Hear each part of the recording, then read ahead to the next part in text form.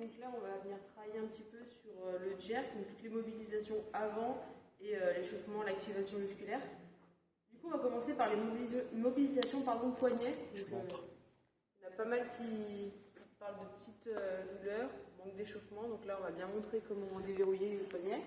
Ça peut se faire au sol, vous gérez vous-même la tension que vous mettez en mettant plus de poids vers l'avant. Vous pouvez mobiliser les poignets sur les côtés, de cette manière-là.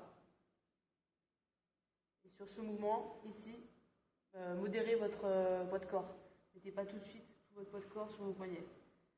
Très bien au sol, vous pouvez le faire également debout, mettre un peu plus de mouvement. Donc voilà pour les poignets. Ensuite, on va venir travailler sur l'activation de tous les muscles de la ceinture scapulaire. Épaules, notamment. Venir passer sur 10 rotations d'un côté, par exemple, et 10 de l'autre.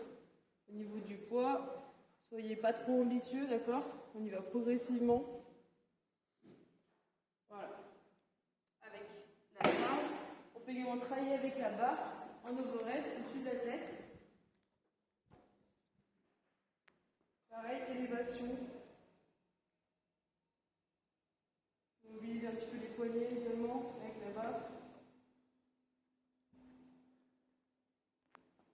Hop, parfait. Donc là, pour cette première étape de mobilisation et d'activation au niveau du haut du corps, l'idée c'est vraiment de bosser sur 2 à 3 passages, 2 à 3 tours. Ensuite, on va pouvoir se lancer sur un travail un petit peu plus préparatoire au niveau du bas du corps. Vas-y.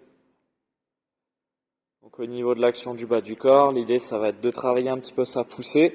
Donc en faisant des dips, des appels, on peut les travailler avec des pauses par exemple. Puis la poussée complète, on peut le travailler sans pause, on peut commencer à faire du push press un petit peu pour amorcer la poussée des épaules en plus, du strict press aussi au préalable, vous pouvez en réaliser. L'idée c'est vraiment de commencer à tabler sur quelque chose de très dynamique au niveau de l'exécution sur le bas du corps, sur les jambes. Au préalable, on vous conseille fortement aussi avant une session de jerk ou même une autre session d'haltéro, que ce soit du snatch ou du clean, de réaliser un petit peu de bike erg ou de rameur ou de ski erg, voire les trois, pour pouvoir bien mettre en route le corps de manière générale, pour être prêt ensuite pour l'effort qui va suivre. Ensuite, on est là. On va parler un peu des placements de pied.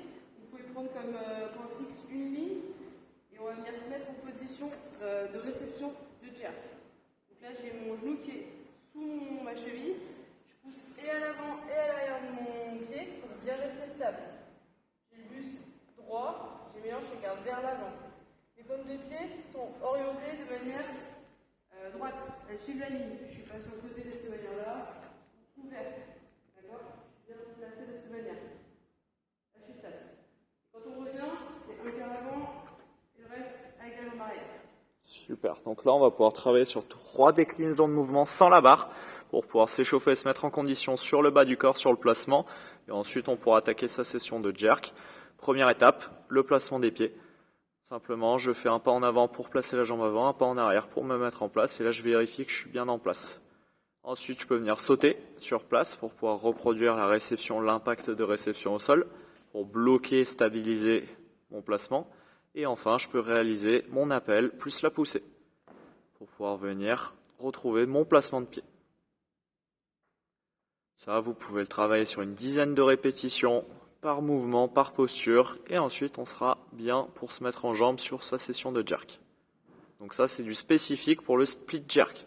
Si vous bossez en push jerk, bien évidemment, pas besoin de bosser sur les placements de pied. Mais par contre, besoin de fortement insister sur ce que Ornella a réalisé tout à l'heure, c'est-à-dire les appels, pour bien bosser sur son extension au niveau des jambes. Voilà tout.